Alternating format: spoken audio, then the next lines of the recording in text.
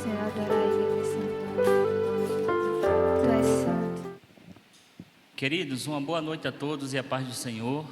Estamos mais uma vez aqui, direto da Assembleia de Deus, Manancial Ágape, para juntos podermos aprender mais uma porção da Palavra de Deus.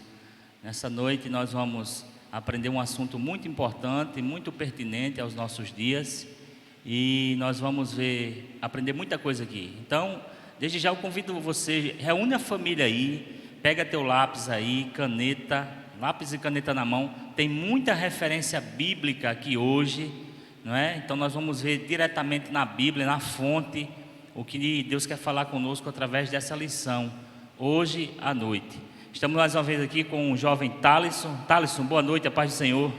Boa noite, pastor, a paz do Senhor. A paz do Senhor, irmãos, você que está na sua casa, como o pastor falou, pega a tua Bíblia, lápis, caneta, papel para escrever, para anotar. E vamos juntos hoje dar uma passeada na Bíblia, anotar as referências, aprender muito mais da palavra do Senhor na noite de hoje, irmãos.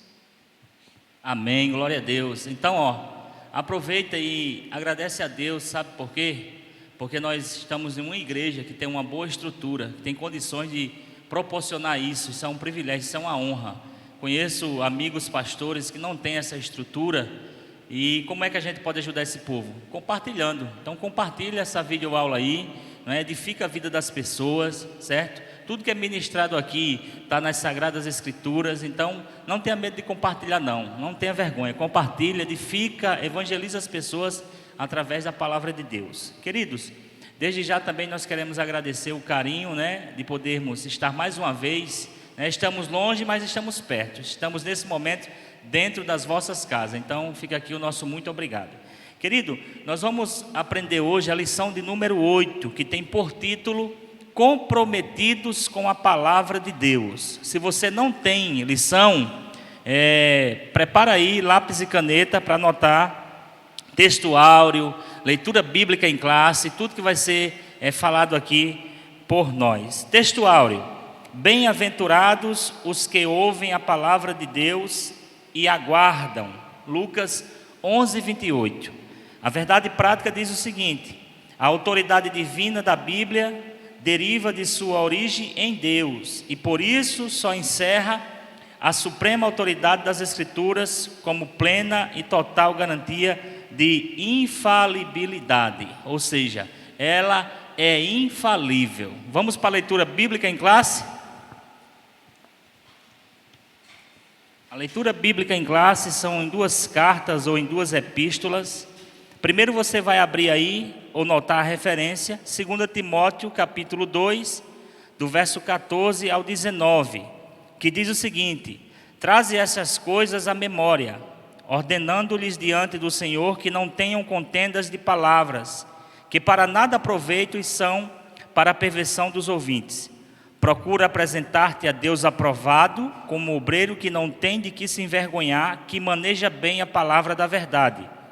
Mas evita os falatórios profanos, porque produzirão maior impiedade.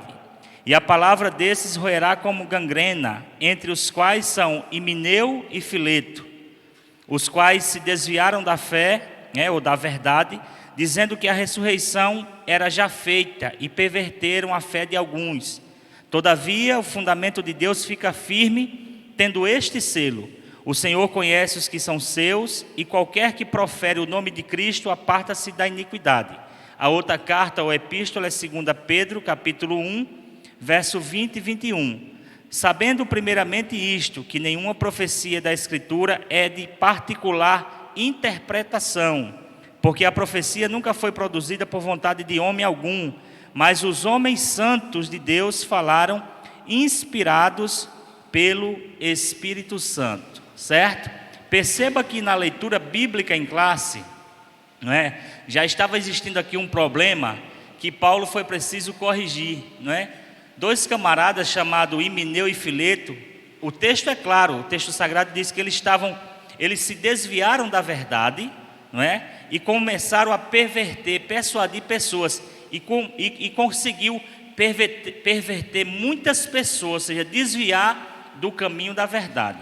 Então, a leitura bíblica em classe aqui já nos ensina muitas coisas, né? Se nesse tempo aqui já existia pessoas que tinham um poder de persuasão e conseguiam desviar aqueles que estavam no caminho, imagine no dia de hoje, entendeu? Então a gente tem que ter muito cuidado. Por isso que o título da lição é Comprometidos com a Palavra, porque a palavra vai nos revelar quem é e quem verdadeiramente não é. O Thaleson vai ler agora a introdução para nós. Sim, pastor. Antes de ler a introdução, inclusive, eu quero falar um pouco do que a gente também vai aprender na noite de hoje. Isso. Então, irmãos, pega a tua Bíblia já aí, lápis também, anota as referências, tá? Mas uma das coisas que a gente vai aprender hoje é que a Bíblia é o nosso manual de instrução para a vida. Está lá em Josué 1, versículo 8. Outra das coisas que a gente vai aprender hoje, o Senhor Jesus chama as Escrituras Sagradas de Palavra de Deus. Marcos, capítulo 7, versículo 13. Outra coisa também, o poder da Palavra de Deus é capaz de vencer o diabo. Está lá em Lucas 4, 4. A Bíblia é chamada de espada do Espírito, pois é uma arma de defesa e ataque. Está lá em Efésios 6, versículo 17. Outra coisa, a palavra de Deus é divinamente inspirada, ou seja, infalível, inerrante e apta para ensinar. A gente vai encontrar isso lá em 2 Timóteos, capítulo 3, do 14 ao 17. Outra coisa que a gente vai aprender também, a palavra de Deus é viva e eficaz, ou seja, poderosa e capaz de transformar vidas. Hebreus 4, 12. E outra coisa também, através da Bíblia podemos conhecer a Deus e entender a sua vontade. A gente vai encontrar isso em Romanos 12, 2. Uma das últimas coisas é que devemos ter cuidado com o modismo. A gente vai tratar isso na aula de hoje. Tomar cuidado com o modismo e com os ventos de doutrina, tá bom? A gente vai aprender isso também hoje, que surge dia após dia. Isso está lá em Efésios 4, do 12 ao 14. Você que tem sua revista, vamos para a introdução. Você que não tem, continua nas anotações. E você que está na sua casa, juntamente com sua família, não esquece de tirar uma foto aí junto com sua família. Manda aqui no grupo do WhatsApp da igreja, que a gente fica feliz demais em ver os irmãos reunidos aprendendo com o Senhor e também cultuando nos demais dias da semana. Introdução. Nós somos apegados à palavra e buscamos a orientação do Espírito Santo para nos ajudar na interpretação das Escrituras. Vamos estudar a relação dos pentecostais clássicos e a leitura da Bíblia, a maneira como nós observamos as regras gramaticais e o contexto histórico e literário para compreender melhor o texto sagrado. Pastor. Amém. Queridos, eu chamo sua atenção aqui para essa pequena introdução, porque aqui tem umas palavras técnicas, são muito importantes, mas quando a gente faz essa leitura superficial, a gente não consegue compreender. Mas preste atenção, para que você entenda, compreenda o texto sagrado, se faz necessário de algumas regras, não é? De algumas regras básicas de interpretação de um texto. Então, a lição diz o seguinte: vamos estudar a relação dos pentecostais clássicos e a leitura da Bíblia, não é? Se eu estou comprometido com a palavra, eu vou ler a Bíblia. Então, a maneira como nós observamos as regras gramaticais e o contexto histórico e literário para compreender melhor o texto sagrado. Então, o que é que nós aprendemos aqui? E que não é de todo jeito que a gente pode, mas não deve ler a Bíblia. A leitura da Bíblia tem que ser acompanhada de oração, não é? É interessante que você pergunte para o texto, quem é que está escrevendo esse texto? Para quem está escrevendo? Qual o contexto desse texto? Você está entendendo? Então, quando eu respeito ponto e vírgula, isso é muito importante. Você quer ver um versículo bastante interessante? Está aqui, ó, Lucas 23, 43. Respondeu-lhe Jesus e disse: em verdade te digo, vírgula, hoje estarás comigo no paraíso. Essa leitura, a interpretação desse texto, dá a entender que Jesus disse para aquele homem que naquele dia, naquele dado momento, ele estaria com Jesus no paraíso. Por quê? Porque uma vírgula muda toda uma frase. E o que é uma vírgula para a gramática, para o português? A vírgula é uma pausa.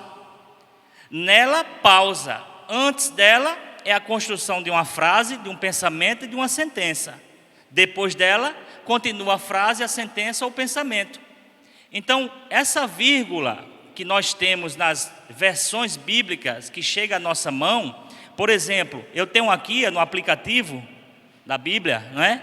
Aqui eu tenho 15 versões bíblicas e só uma esse versículo está correto. Por quê? Porque a vírgula nos demais é botada no lugar errado. No original, sabe como é que está lá? E respondeu Jesus: em verdade te digo hoje, vírgula. A vírgula está depois da palavra hoje. Porque quando eu boto a vírgula antes da palavra hoje, dá a entender que naquele momento eles estariam no paraíso. Mas quando a vírgula fica depois do hoje, Jesus está dizendo o seguinte: olha, eu estou te garantindo hoje que um dia nós vamos nos encontrar no paraíso. Então perceba que essa parte gramatical tem que ser respeitada, não é? Então você precisa saber quem escreveu, para quem escreveu. Quer ver um texto básico, que é clássico entre nós? O Salmos 46. E a gente, se estiver comprometido com a palavra, a gente consegue perceber essas coisas, consegue buscar a Deus da forma correta na sua palavra. Mas quando nós não estamos comprometidos com a palavra, nós lemos por ler e queremos entender, queremos tirar a interpretação correta.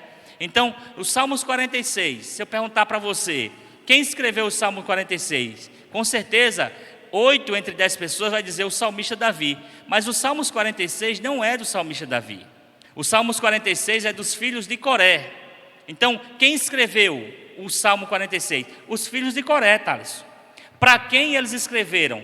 Para a nação, para o povo de Deus.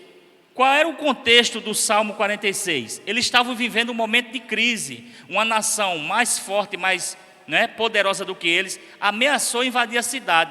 Eles tiveram que recolher, Thaleson, tudo aquilo que tinha plantado antes do tempo, por conta do inimigo. E aí, quando foi dada a oportunidade no templo para os filhos de Coré louvarem, diga-se de passagem que os salmos é a harpa dos judeus, o livro de Salmos são hinos, são louvores.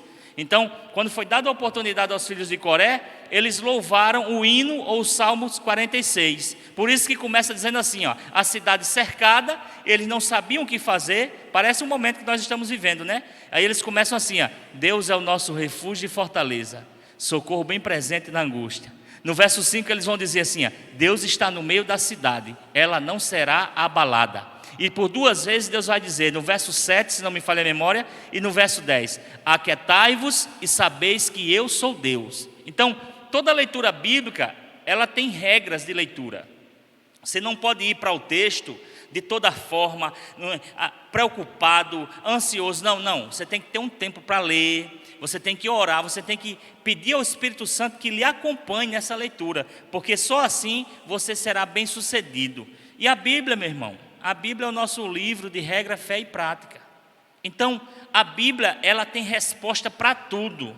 Tudo que você imaginar na sua vida, a Bíblia tem resposta. E quer ver que eu vou provar a você? 2 Timóteo, capítulo 3, versos 16 e 17. Toda a Escritura é divinamente inspirada e proveitosa para ensinar, para repreender, para corrigir, para instruir em justiça, para que o homem de Deus seja perfeito, e esse perfeito aqui, a palavra mais correta é apto, para que o homem de Deus seja apto e perfeitamente habilitado ou instruído para toda boa obra. Agora a pergunta que não quer calar, Thaleson, é a seguinte: por que boa parcela dos evangélicos não conhecem a palavra de Deus? Por que boa parcela dos evangélicos não conhecem a palavra de Deus? A resposta ela é clara: porque o mundo tem nos influenciado mais do que as Escrituras. E aí a gente não consegue ter o compromisso com a palavra de Deus. E diga-se de passagem, quem falou, sabe quem foi? Uma coisa interessante, Augusto Nicodemos. Olha o que ele disse: há muito show, muita música, muito louvor, mas pouco ensino bíblico. Nunca os evangélicos cantaram tanto e nunca foram tão analfabetos de Bíblia. Nunca houve tantos animadores de auditório e tão poucos pregadores da palavra de Deus. É por isso que nós nós devemos nos voltar para a palavra de Deus, para a simplicidade do Evangelho. Por quê? Porque o Evangelho, ele me ensina muita coisa, ele me ensina tudo. E o Evangelho até me diz assim, ó, que eu posso todas as coisas. Paulo disse isso aqui, ó, todas as coisas me são lícitas, mas nem todas convêm. Todas as coisas me são lícitas, mas eu não me deixarei me levar por nenhuma delas. Então, se você, se nós queremos saber se alguma coisa, Thaleson, está certa ou errada, não é o que eu estou sentindo, não é o que eu penso, não é o que você acha, e sim o que a palavra de Deus nos diz, porque ela é inerrante, ela é infalível. Amém? Amém, pastor. E você que tem sua revista, tem sido abençoado já com o início, a introdução da nossa lição. Gostaria que você acompanhasse conosco, quando a gente vai entrar no tópico 1. E um dos tópicos que vai falar, das coisas interessantes que é bom a gente guardar, vai falar sobre os 5 solas, ou os 5 pilares da reforma protestante. Se você não tem um costume, um hábito de conhecer um pouco da história da igreja, nós aconselhamos você, porque é uma história extraordinária e nos traz bastante conhecimento.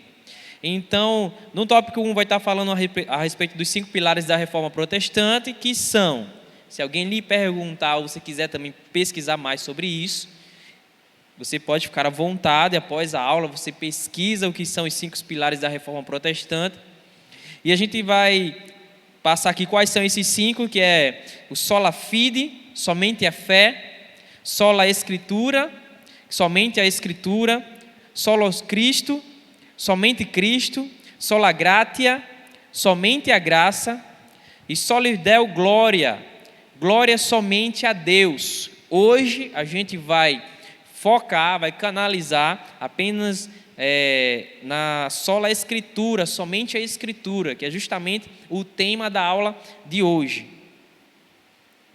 E por que, irmãos, devemos crer na Bíblia? Eu queria que você fizesse essa pergunta para você. Por que eu preciso crer na Bíblia? Se tiver com algum familiar também do teu lado, pergunta para ele aí.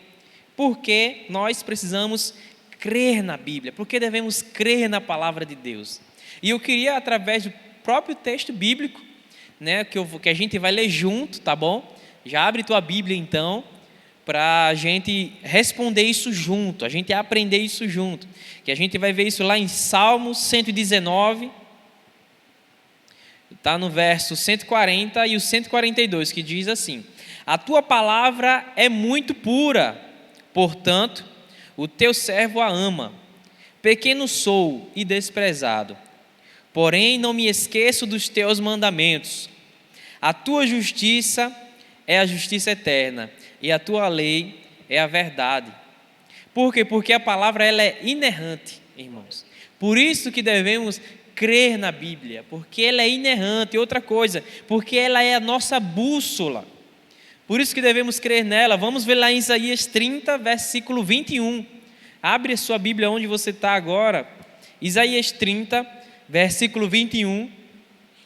Diz assim: e os teus ouvidos ouvirão a palavra que está por detrás de ti, dizendo: este é o caminho, andai nele, sem vos desviardes nem para a direita e nem para a esquerda. Por quê? Porque a palavra, ela é a nossa bússola.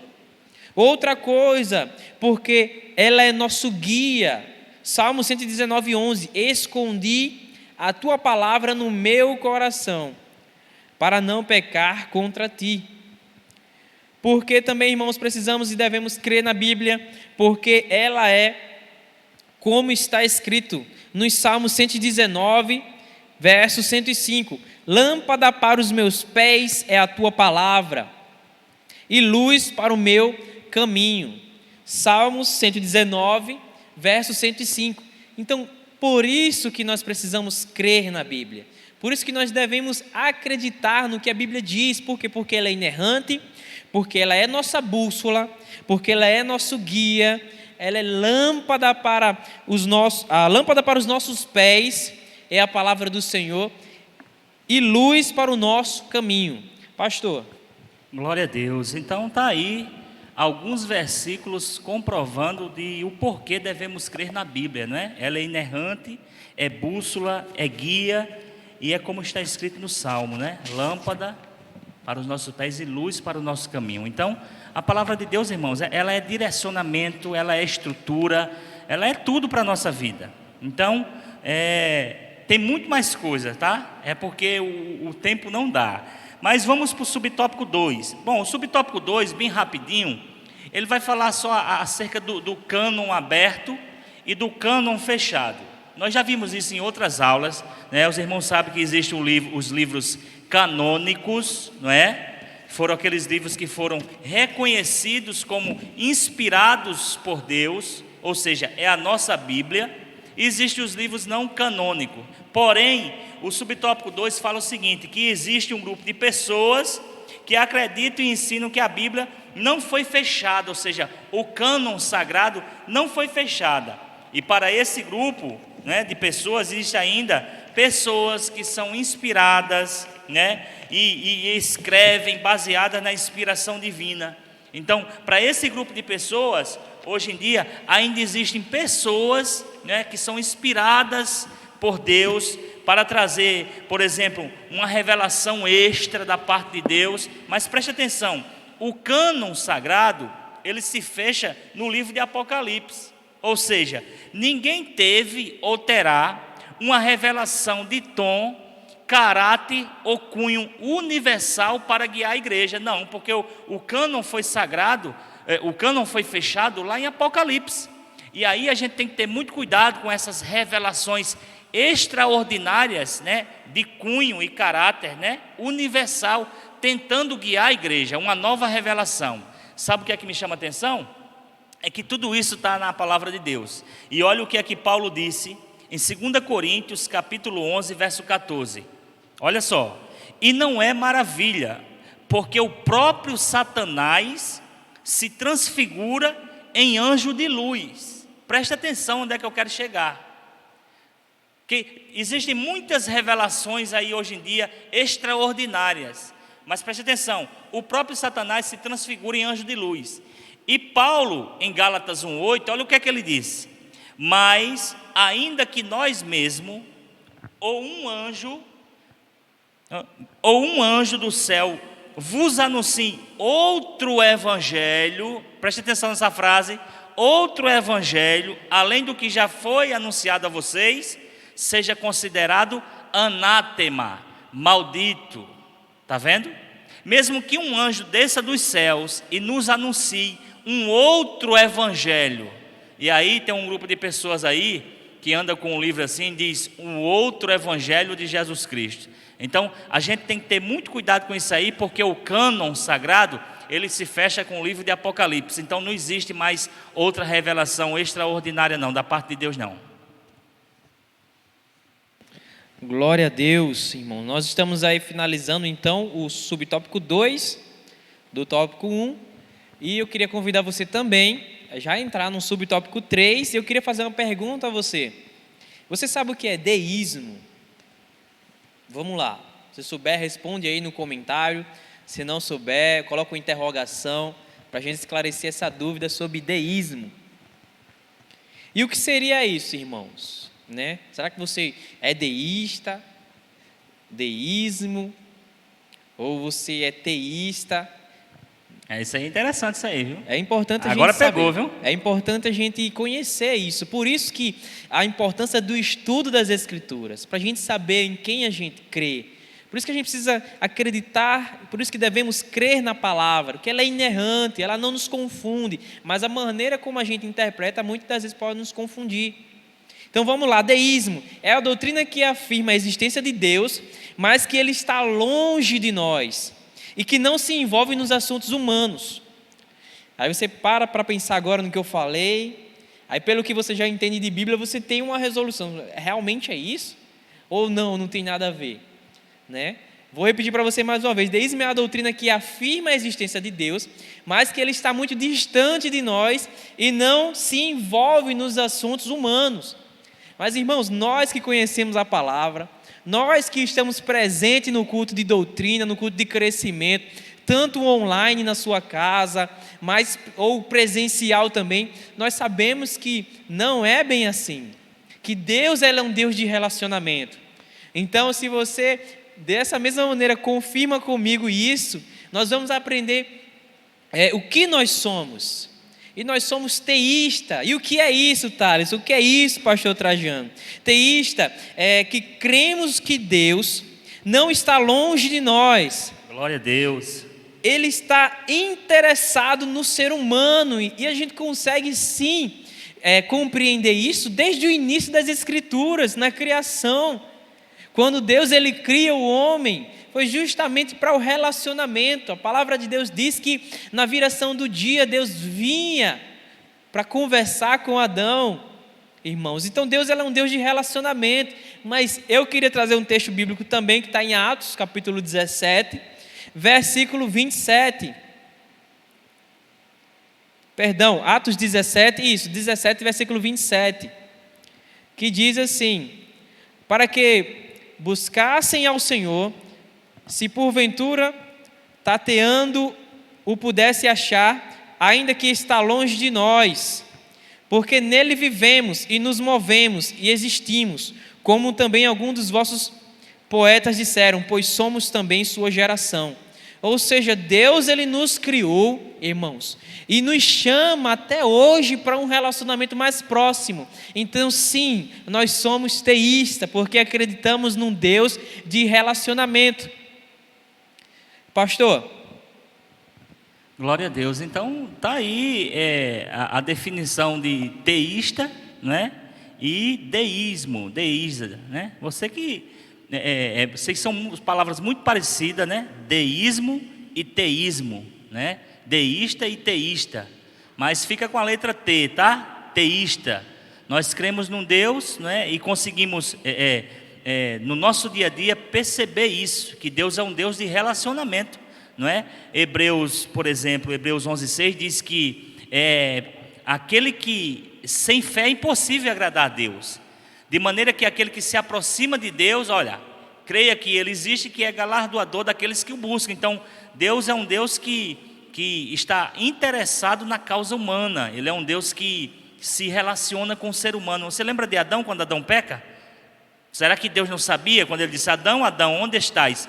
Você tem certeza que Deus não sabia onde Adão estava? Deus sabia, mas existia um relacionamento, uma comunhão entre Deus e o homem, e essa comunhão foi quebrada pelo pecado.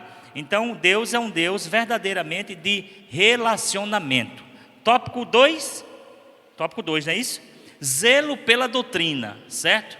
O tópico 2, nós vamos falar um pouco sobre zelo pela doutrina.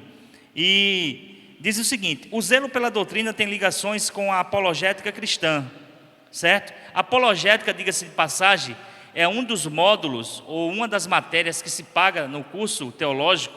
O que é apologética? É defesa da fé. É através da apologética que você defende as falsas doutrinas e as heresias. Através da palavra você consegue derrubar, consegue confrontar, como Paulo fez em Atenas.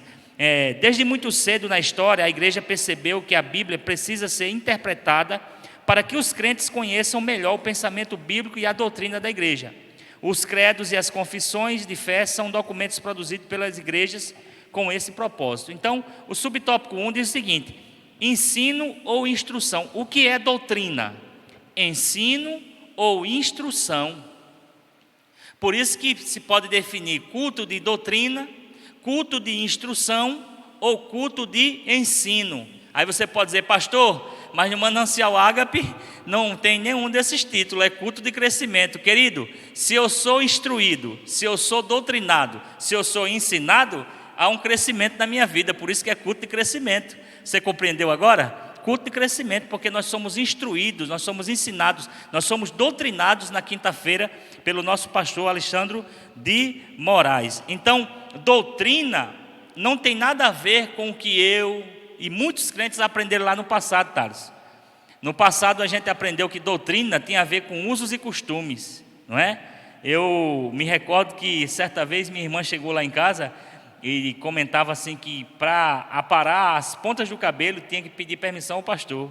né? Isso não tem nada a ver. Então, doutrina fala de ensinamento, né? Fala de doutrina, de instrução. Instruir o crente o caminho, a direção que ele tem que seguir. O que é que ele pode, o que é que ele não pode no seu dia a dia. Louvado seja Deus. Entrando, irmão, aí no subtópico 2, você que está com a sua lição, acompanha comigo. E você que está com sua Bíblia, papel aí, lápis, caneta, vai anotando também. Se tiver dúvida também, você pode nos perguntar qualquer coisa. Chama a gente no privado, no WhatsApp, que a gente vai estar pronto para poder tirar toda a tua dúvida, poder esclarecer algo a mais da lição. Mas vamos lá, subtópico 2, a gente vai estar falando sobre credo. Né? Eu queria aqui falar algo com vocês em relação ao credo. Inclusive, existe um livro, o Credo das Assembleias de Deus, não é isso, pastor? Que é excelente, fala sobre batismo no Espírito Santo, fala sobre Jesus Cristo, sabe? Fala sobre escatologia, fala de tudo um pouco do que a gente acredita. E a gente tem esse material também em PDF, você também pode nos solicitar, é excelente mesmo. Inclusive é dado a aula no discipulado através desse livro também, é muito interessante. Para a construção da nossa fé é essencial, irmão. Para mim, acho que todo cristão da nossa igreja precisaria ter esse livro em mãos ou no celular, mas que fosse meditado também a respeito do assunto. Até porque a gente precisa examinar a Bíblia, então a gente vai ver isso daqui a pouquinho. Mas eu queria falar sobre credo, que se você já teve essa dúvida, né? O que é credo? Eu queria responder. É algo colocado no PAP, ou seja, é tudo aquilo que foi escrito para definir a fé. E sempre começa da seguinte maneira: cremos, creio. Então isso é credo. Confissão é algo mais elaborado, é mais detalhado. O pastor pode dar também um exemplo para nós. Um exemplo claro, né, o que é credo e o que é confissão. O credo, não é? Por exemplo, o credo diz o seguinte: creio ou cremos na Santíssima Trindade. Isso é o credo. O credo diz assim: creio no pecado, creio na salvação, cremos no arrebatamento da igreja. Isso é o credo. Então, quando o credo diz assim, creio na Santíssima Trindade, aí vem a confissão. A confissão diz: a Santíssima Trindade são 3 pessoas: o Pai, o Filho e o Espírito Santo. Aí a confissão diz o seguinte: o Filho é Deus, o Pai é Deus e o Espírito Santo é Deus. Mas o Pai não é Filho, o Filho não é Espírito e o Espírito não é Pai. Então veja que a confissão ou declaração é algo mais detalhado. Por isso que nós temos, como o Thales falou aqui nas Assembleias de Deus, a nossa confissão ou declaração de fé. E ela sempre começa: cremos no arrebatamento da igreja, cremos nos anjos, né? Cremos, tem todo um ensinamento lá, que é para edificar as nossas vidas. Subtópico 3 vai tratar o seguinte: a nossa confissão de fé e a Bíblia.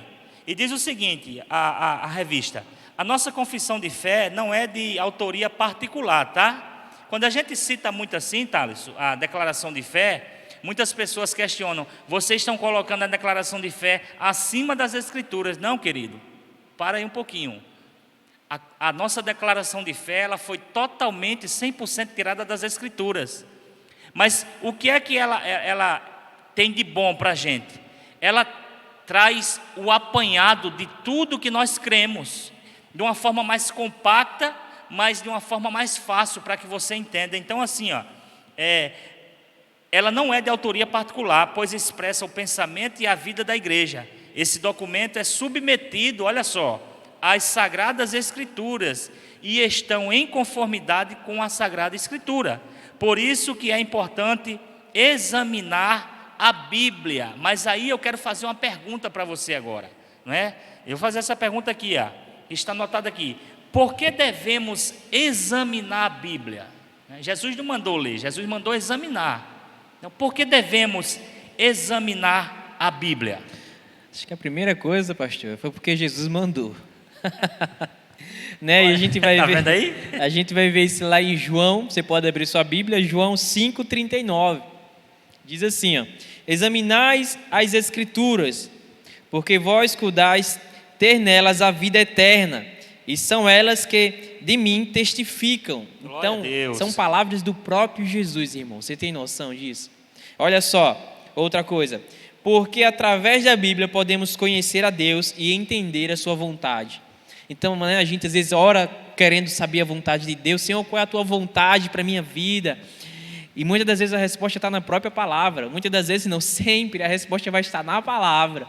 Então, o que a gente precisa ter é esse cuidado de examinar o nosso prazer, irmão. Na verdade, o nosso prazer precisa estar na palavra do Senhor. Porque quando a gente não tem o prazer em qualquer coisa que a gente está fazendo, se você não tem o prazer de trabalhar onde você está agora, você vai desmotivado, você chega desmotivado, você está lá, mas está com o pensamento em outro lugar. É a mesma coisa, irmãos, de você pegar a Bíblia e não ter o prazer para meditar nela.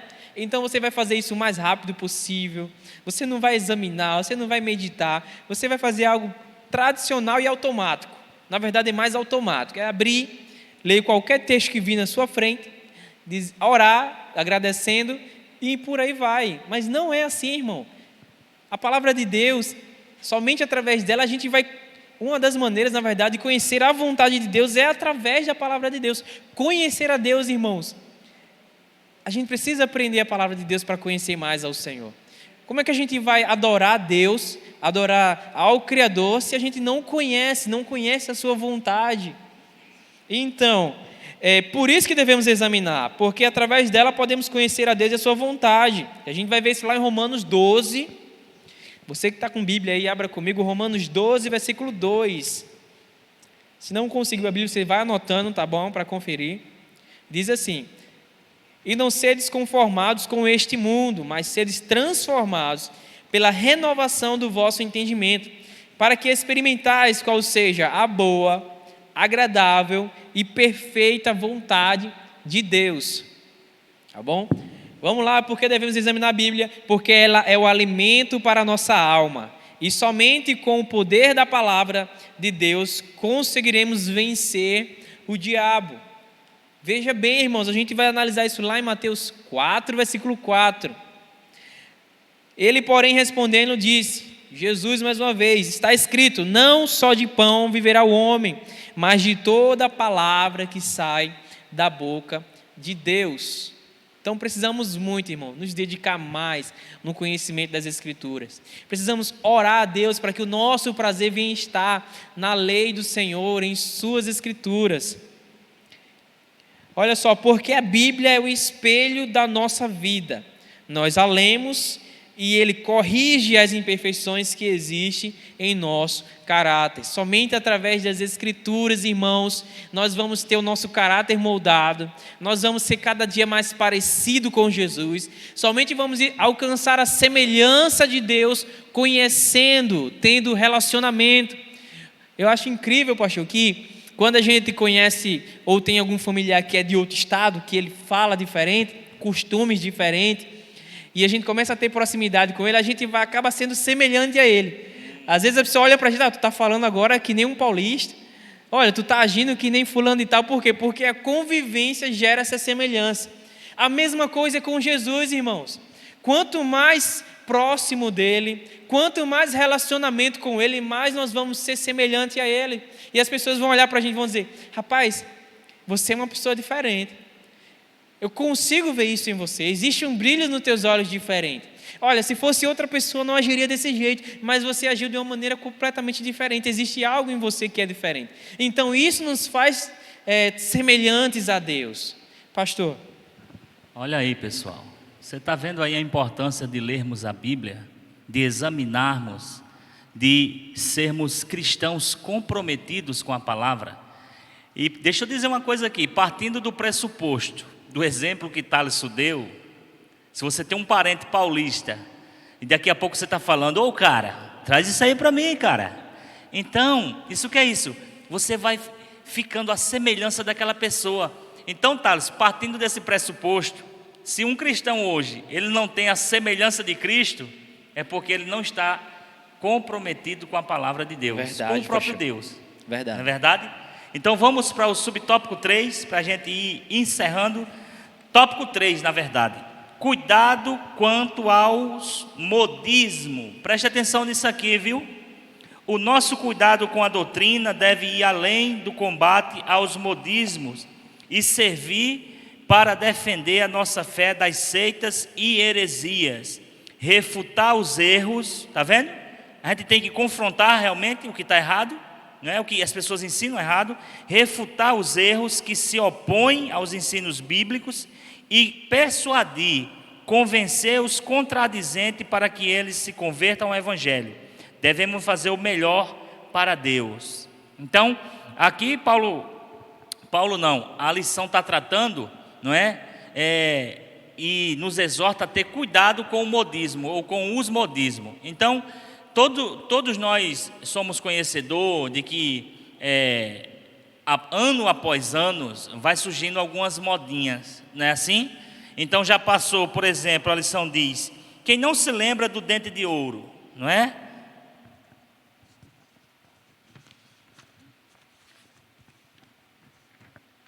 Olha só, quem não se lembra do dom da unção, cai, não é?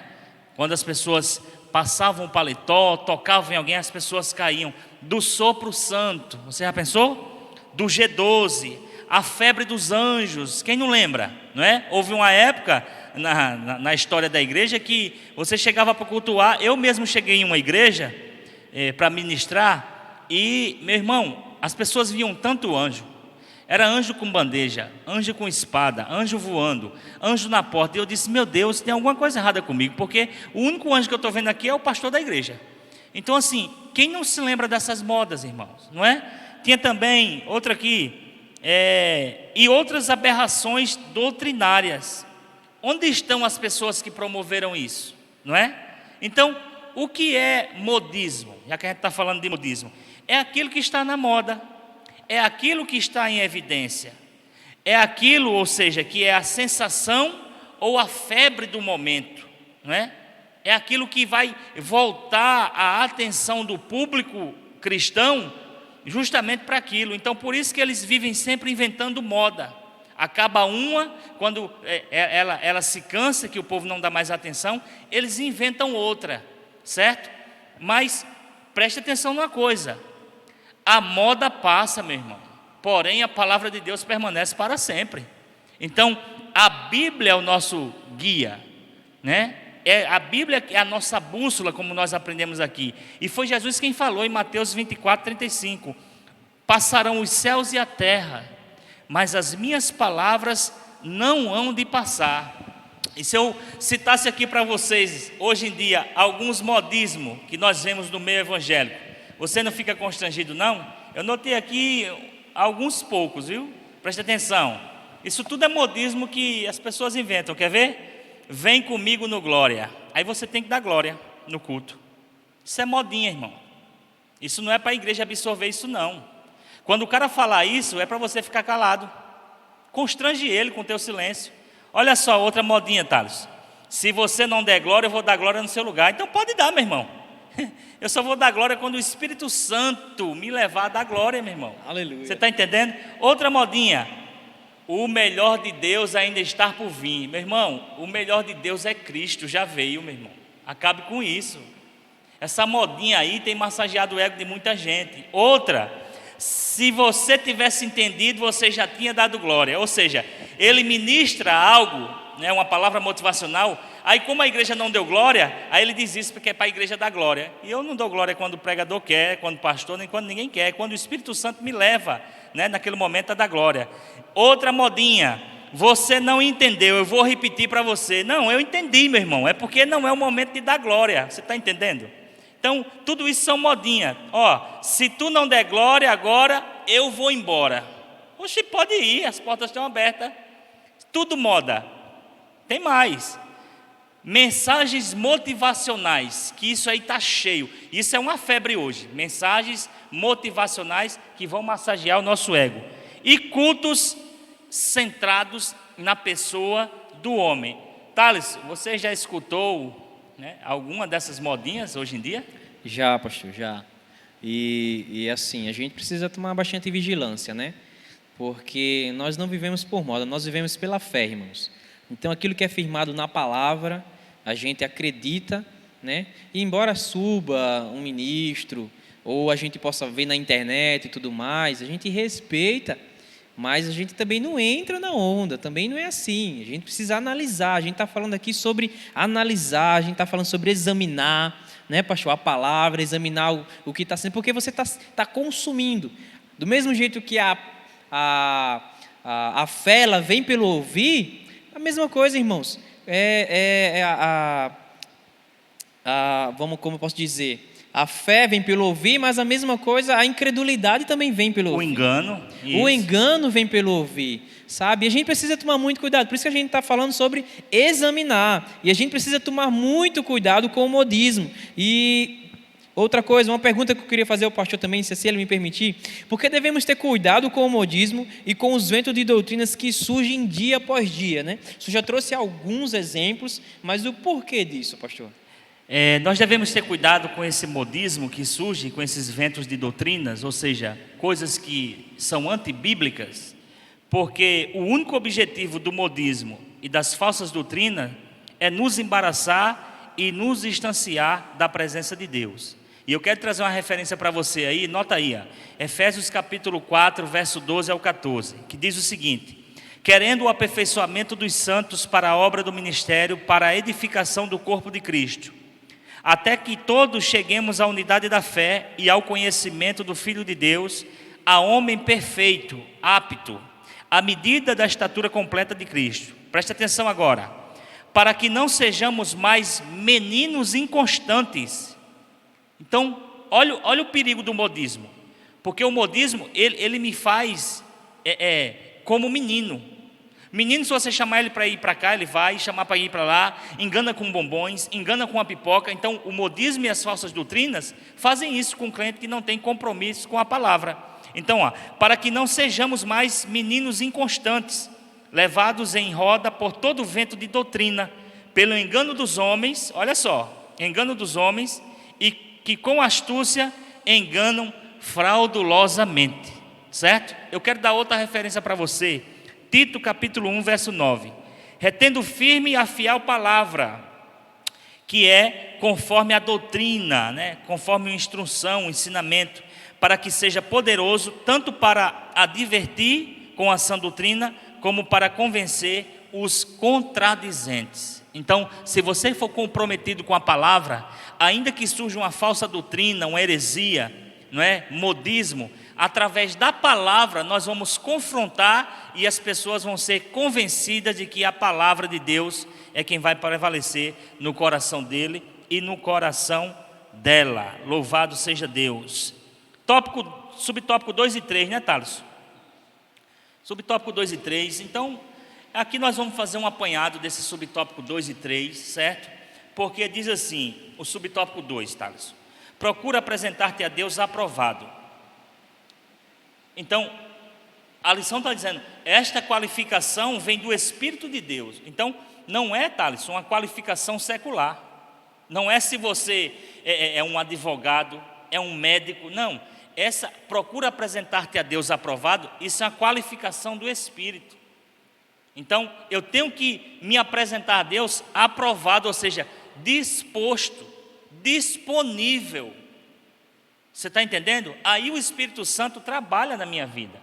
E diz assim, como obreiro que não tem de se vergonhar. O termo obreiro, tanto em grego quanto em português, vem de obra, trabalho, e tem significado amplo no Novo Testamento. É nesse sentido aqui, que como obreiro, como trabalhador, como aquele que está disponível para servir na obra de Deus. Então, se você é discípulo de Cristo, você tem que se apresentar aprovado, ou seja, qualificado pelo Espírito e disposto, disponível, olha, não é para passear, não é para ir para um spa, é para trabalhar, Thaleson. E isso, nós temos visto a dificuldade muito grande hoje em dia. E Jesus falou isso, a gente não se espanta porque Jesus falou. Jesus diz assim, a seara é grande, mas poucos são os trabalhadores. Não é, Thales? E o que acontece também, pastor, é que o trabalho, irmãos, é para todos, sabe? Sempre vai ter alguma coisa para você fazer na obra do Senhor. Isso eu falo tanto na estrutura da igreja, como também no âmbito reino, sabe?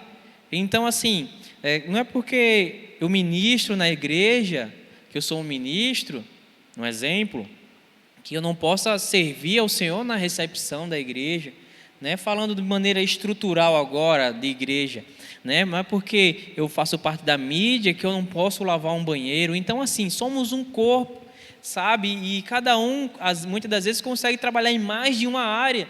Então, não é porque eu não sou músico que eu também não posso servir na igreja de alguma outra maneira. Então, tudo isso, juntando, irmãos, forma um corpo e juntos a gente começa a se apresentar a Deus de uma forma aprovada, de uma forma que agrada a Deus. Então, no âmbito estrutural também tem isso, pastor.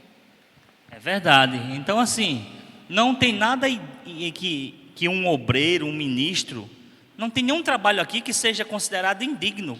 Não é porque, por exemplo, eu sou ministro hoje pela misericórdia de Deus, né?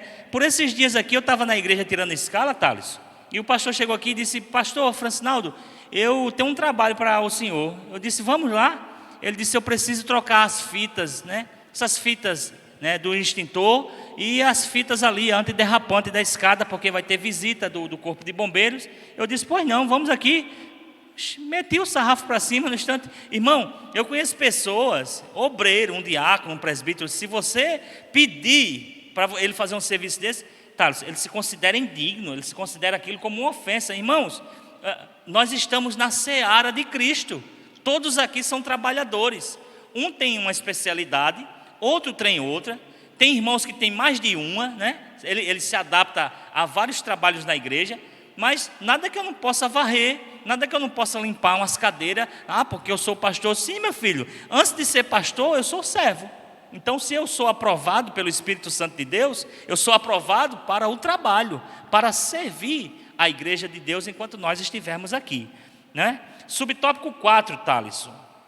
O subtópico 4 diz o seguinte: que maneja bem a palavra da verdade, não é? E Paulo, né, a preocupação de Paulo aqui é com o ensino correto da palavra de Deus, com base numa exegese sólida, com aplicação para edificação espiritual da igreja.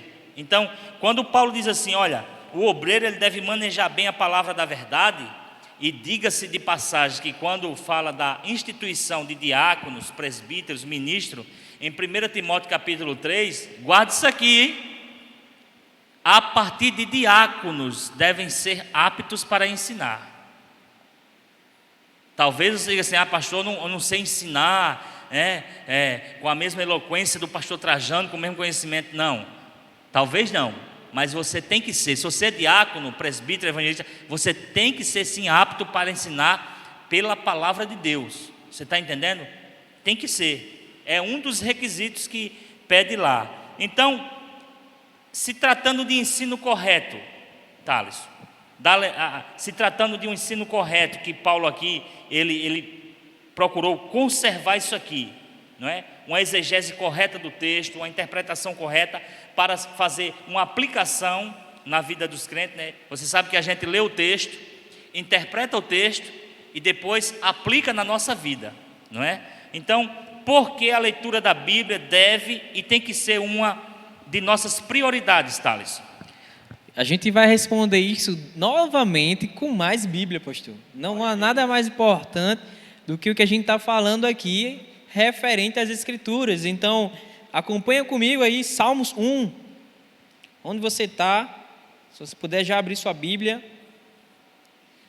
Salmo 1 diz assim: bem-aventurado o varão que não anda segundo o conselho dos ímpios, nem se detém no caminho dos pecadores, nem se assenta na roda dos escarnecedores. Vou ler até o 13, irmãos, mas só dando uma pausa aqui. A gente falou agorinha em sermos semelhantes, né? E um dos conselhos da própria palavra é que a gente não se assente com ímpios, na roda dos escarnecedores. Por quê? Porque essa convivência, se não for com o objetivo de pregar o Evangelho, se não for com o objetivo de ensinar aquilo que Deus, o plano de salvação de Deus, nós vamos nos tornar semelhantes a Ele. Então, já vai uma primeira dica aí, irmãos, para nossas vidas. Mas acompanhe comigo o 2 e o 3. Antes tem o teu prazer na lei do Senhor, e na lei medita de dia e de noite, pois será como árvore plantada junto a ribeiro de águas, a qual dá o seu fruto na estação própria, Glória a Deus. cujas folhas não caem, e tudo quanto fizer prosperará. Por isso que precisa ser uma prioridade de nossas vidas, irmãos. Existem promessas, irmãos, que nós, como posso ler aqui novamente, as árvores plantadas junto aos ribeiros, a ribeiro junto às águas, dará o seu fruto na estação própria, irmãos. Tudo quanto nós fizermos prosperará diante da palavra de Deus, diante daquilo que Deus tem para a nossa vida. Por isso que precisa ser uma das prioridades em nossas vidas.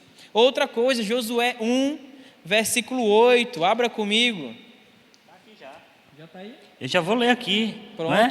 Porque a leitura da Bíblia tem que ser uma de nossas prioridades. Porque está escrito, ó, Josué 1,8: não se aparte da tua boca o livro desta lei, antes medita nela de dia e de noite, para que tenhas cuidado de fazer conforme tudo quanto nela está escrito, porque então farás prosperar o teu caminho e serás bem-sucedido. Guarda isso aqui. Se você quer ser bem-sucedido, se eu quero ser bem-sucedido, se nós pretendemos ser bem-sucedidos, devemos cumprir o que está escrito na palavra de Deus. Amém, irmãos, glória a Deus. Também vamos ver em 2 Timóteo, hoje tem Bíblia, irmão, então acompanha com a gente. A gente está falando sobre meditar, sobre examinar, por isso que a gente está dando bastante referência hoje. 2 Timóteo 3, o 16 e 17, que diz: toda a escritura divinamente inspirada é proveitosa para ensinar, redarguir, para corrigir, para instruir em justiça, para que o homem de Deus seja perfeito e perfeitamente instruído para toda boa obra. Pastor. Amém, glória a Deus. Está vendo aí a importância? Então, fechando aqui esse subtópico aqui, eu pergunto para você que está em casa, que vai nos assistir: por que precisamos conhecer a palavra de Deus? Por que precisamos conhecer a palavra de Deus? E guarda isso aqui, irmãos, olha, essas respostas têm que estar aqui na nossa mente massificada. Por que precisamos conhecer a palavra de Deus? Para podermos pregá-la de forma eficiente, para podermos edificar a vida das pessoas e para podermos combater as falsas doutrinas. E onde é que está escrito isso? Oséias 4,6, a parte A: o meu povo está sendo destruído porque lhe falta conhecimento. E abre parênteses aqui, porque essa exortação, Thalisson, foi para os sacerdotes que não estavam ensinando o povo. Mas Oséias 6,3 diz: conheçamos e prossigamos em conhecer ao Senhor. Mateus 22:29, Jesus disse: vocês estão errando porque vocês não conhecem as Escrituras e nem o poder de Deus. João 8:32, Jesus disse: olha, conhecereis a verdade e a verdade vos libertará. No verso 36 ele diz: se pois o Filho do Homem vos libertar, verdadeiramente sereis livres. Louvado seja Deus. Thalisson, conclusão já, né? Pode ler aí para a gente.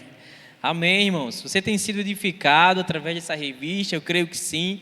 Coloca aqui nos comentários, tá bom? A gente quer ouvir seu testemunho também. Durante a semana, irmãos, o contato que você tiver com as Escrituras, aquilo que Deus tratar com você, você também pode estar publicando nas suas redes sociais, colocando no grupo: olha, irmãos, Deus falou comigo em tal palavra, eu queria compartilhar com vocês também, porque isso todo edifica a nossa fé. E em conclusão, queria que você ouvisse bem agora. Nós temos o compromisso com a palavra de Deus e cremos que ela é a única revelação de Deus escrita para a humanidade.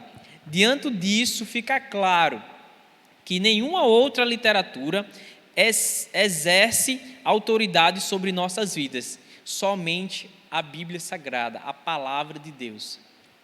É o livro mais vendido em todo o mundo, irmãos, a Bíblia Sagrada, não é? Então, eu quero só ressaltar aqui uma coisa. Atente essa semana aí para a lição 9, Vivendo o Fervor Espiritual, certo? E antes que você tire uma interpretação errada do título da lição, porém tudo seja feito com ordem e decência, tá? Lembre-se sempre disso. Mas eu quero deixar aqui para finalizar aqui, e a gente vai terminar agora. eu quero chamar a sua atenção, né, e dizer que é importante lembrarmos que quem lê a Bíblia vive menos. Você sabia disso? Quem lê a Bíblia vive menos. Menos estressado, menos preocupado, menos ansioso, menos triste, não é? Menos inseguro, não é? Menos angustiado, menos depressivo. Então quem lê a Bíblia vive menos, né? O outro extremo é quem lê a Bíblia vive mais, né? Mais feliz, mais perto de Deus, mais convicto da salvação, mais cheio da palavra, mais cheio do Espírito. Então louvado seja Deus por isso. Então nós estamos encerrando aqui essa escola bíblica e mais uma vez pedimos a vocês que compartilhem, tirem as vossas dúvidas lá no nosso privado, né? Mais uma vez nós queremos agradecer a você pelo espaço cedido aí na sua casa, que Deus possa ter abençoado a você com todo esse material aí. Se teve dúvida, volta lá o vídeo e assiste novamente. Thales. Amém, irmãos. Diante de tudo que a gente aprendeu aqui, vamos nos tornar mais semelhantes a Cristo, mais semelhantes a Deus, e somente podemos nos tornar semelhantes a Ele conhecendo a sua palavra, conhecendo a sua vontade. Então, você vai desfrutar disso. Você que já tem desfrutado disso, amém, desfrutem demais. Mas se você não tem o hábito de meditar, de examinar, começa a fazer isso. E você vai ver que o prazer ele vai ser gerado dentro de você. Não é uma fórmula que você bebe e você já está com o prazer de meditar, já está com o prazer de orar. Na verdade, é uma luta diariamente. Então, irmãos, não fique triste se você, mas eu não tenho esse hábito de leitura, eu não tenho esse hábito de oração. É um hábito, irmão, e precisa ser praticado diariamente. Então hoje você lê um pouquinho, depois você está lendo um capítulo, depois você lê 2, 3, ou qualquer dia você lê um, mas passou uma semana estudando esse capítulo, então varia muito daquilo que Deus quer tratar o teu coração. Mas o que precisa ter em nós é essa disposição de pesquisar, como uma pérola preciosa, a gente precisa procurar com todo cuidado a revelação de Deus. Amém, irmãos? Muito obrigado também, agradeço pela rica oportunidade de estar aqui e continue nessa pegada com a gente, continue acompanhando as escolas bíblicas. Se você não assistiu a última, está aqui no YouTube, assiste e já gera expectativa para a próxima lição também. Então o meu desejo e a minha oração é que você seja um homem, uma mulher, um jovem, uma criança, um obreiro comprometido com a palavra de Deus, porque só assim nós vamos evitar muitos erros. Então, que Deus abençoe a sua casa, que Deus abençoe a sua família, em nome de Jesus. Até sábados, assim Deus queira.